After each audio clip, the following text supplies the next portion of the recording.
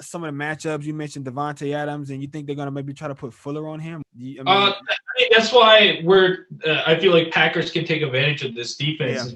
yeah. Cobb tends to stay on just one side, and the other side is usually been taken care of by Jalen Johnson, who's a rookie who came in and played very well, but he's been injured. I don't think he's going to play this week, so we have to rely on the backup cornerbacks, Kendall Vildor and Duke Shelley. So we'll Yeah, see if those sound like some names that can get fucked up by Aaron Rodgers. To be honest with you.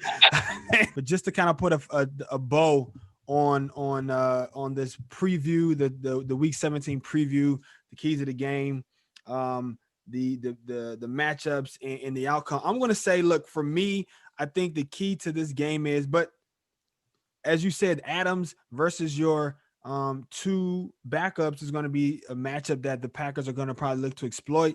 But now, excuse me, by injury or whatever, you guys have a matchup that you can exploit. You know what I'm saying? We're missing now the best left tackle in football. Okay, this is still the best offensive line in football, I think, or one of the top one or two or three best offensive lines. But I mean, we're gonna have to shuffle some more guys around. We're gonna have to see just how good this team is when it comes to depth. And but they have been all year long. We've had lots of injuries. We've had at least 4 or 5 different starting combinations at offense, and they haven't really missed a beat too much. But I mean, an all pro, potentially kind of Hall of Fame guy in David Bakhtiari. I mean, the way he's been playing since, really since he started as a rookie. I mean, you can't really fucking ask for much more than that. But that's going to be something that you guys can look at. As far as my keys, though, I'm going to say that we can't let Mitchell Trubisky run around too much in this game. I think defensively, we're starting to come on. The Packers are. The pass rush is starting to heat up again.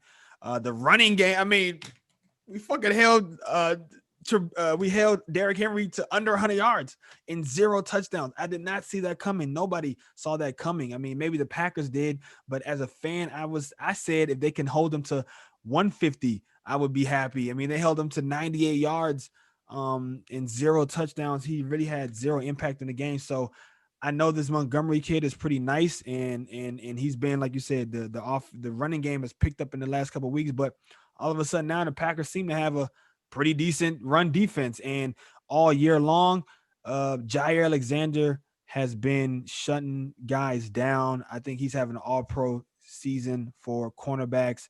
The Green Bay Packers, third-year man out of Louisville.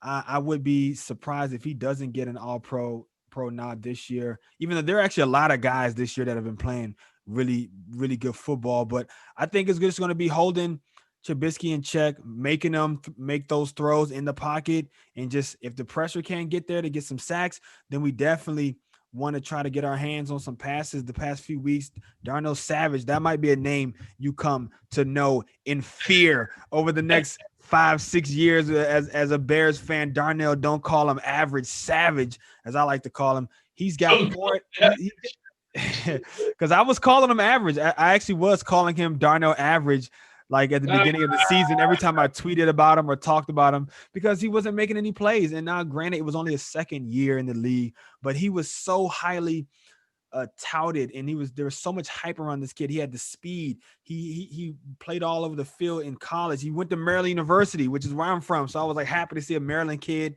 playing for the Packers. He's very smart. And he just has such instincts. It wasn't showing, but last couple of games, he's kind of brought it. He's got it all together. The last couple of games, 4 interceptions. He dropped another one last game. Could have been a pick 6. And I'll be interested to see if maybe he continues his hot streak, is able to get his hands on a Trubisky pass over the middle. Who knows? Maybe Mitch the bitch. Trubisky can give us one. Maserati Mitch. One of my followers said they call him Maserati Mitch. I never heard that one. Broken down Maserati in the shop. But